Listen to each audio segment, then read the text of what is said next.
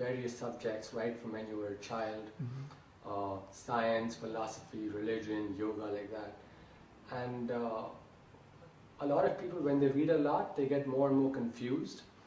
And many of them, even if they had spiritual inclinations in the beginning, modern philosophy, modern science usually pushes God out of the picture, so they end up agnostic or atheistic. What is it that kept you focused on meeting God face to face? And it was my early experience. It was my early experience and my strong faith that this was possible, because Jesus was talking to God. And he says quite clearly in the Bible that everything that I'm doing, you will also do, even better than me. He says that. So I had faith in that. And also, science wasn't convincing. And the reason it wasn't convincing is that the scientists that I met were not very advanced people. Especially, they didn't have a developed sense of artistic aesthetics or spiritual philosophy. And I distrusted this idea that science is against religion. Because I could see that in religion the actual solution was there on a human level. You may have some solution in an equation on the blackboard, but if you can't apply it to your life and make your life better, then it's a very limited value. It's just external. I was never impressed by people with money.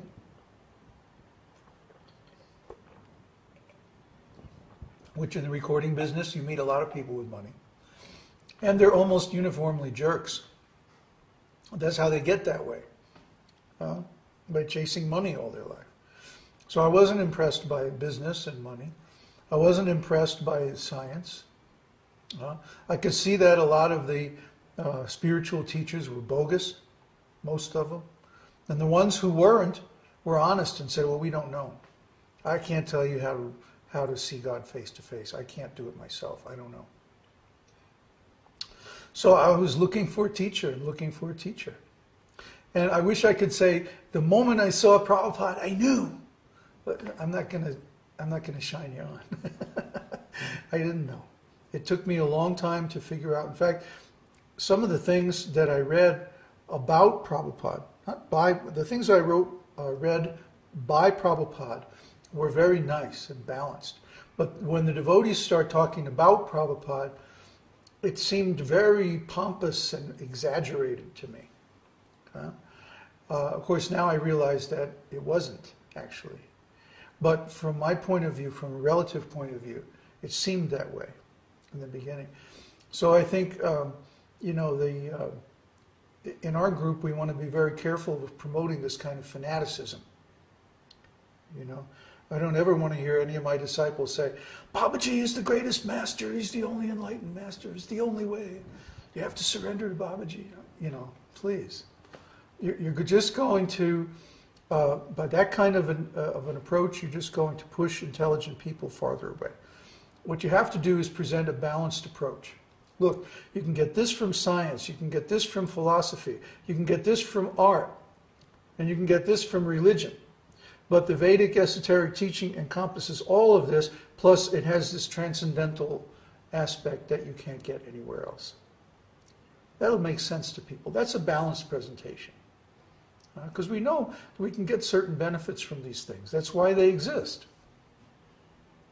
So we can't just reject them and say, this is the only way. That's fanaticism. And I think the devotees' fanaticism kind of turned me off in the beginning. But then the more I investigated different things, and especially the more I read about Srila Prabhupada's teaching, the more I became favorable. But even then, I had a hard time surrendering. It wasn't until after I read Krishna book. Krishna book is really what did it for me. I had read Ishopanishad and Bhagavad Gita as it is, and some other small books that were published around that time. But the thing that really did it was when I read Krishna book. Because Krishna book explains who is Krishna. And we see here's Krishna playing in the forest and dancing and playing the flute and, enjoying with his friends and like that. And I go, yeah, this is God. Huh? God doesn't work. He's not an old man with a big thick book sitting on this throne damning people to hell for eternity. That's a horrible idea. No, God is ever youthful. He is having fun with his friends eternally without any limit. Huh? That's God. Okay, I can relate to that. So once I read Krishna book, then very quickly finished up my taste for material enjoyment, material activity, and I said, okay, now it's time to surrender. So once you moved into the temple and you were making the transition from material life to the life of a devotee, what difficulties did you face, inner and outer? Oh, I could see that the temple authorities were bogus. Srila Prabhupada's Bhagavad Gita, as it is, includes a very clear description of the modes of material nature. And if you're going to lead people in spiritual life, you have to be situated in the mode of goodness. But I could see that the leaders of the temple were actually in the mode of passion, or even ignorance. Because they were very ambitious, they were attached to money and women and power and position, fame and glory and all that kind of stuff. They used deception to manipulate people. They were addicted to politics, sense gratification. I mean, I knew several temple presidents, for example, that had more than one wife. The temple president where I first joined, he had 2 wives. At the same time? Yeah, and 2 Mercedes. That's the first thing Prabhupada told him when Prabhupada visited that center. He said, like, lose the Mercedes. So, you know, I could see the leaders were, oh yeah, and then they were proudly giving me the tour of this illegal business they were running on the side, you know, showing off, oh, look how smart we are, we made this illegal business. And I was going, gag me with a spoon. I grew up in a mafia town in New Jersey. I know all about this stuff. You know, all my friends' fathers were involved in this kind of nonsense. But, you know, you're claiming to be devotees, and then you want to tell me how wonderful it is you're doing this behind the scenes? I think it stinks. In the beginning, I kept my mouth shut. But after a while, I started to be very open in my criticism of the leaders because they were not actually good examples of what a spiritual leader should be. It was the same problem. They were saying, just like the Christians were saying, we represent Jesus Christ, and they were living completely different from Jesus Christ.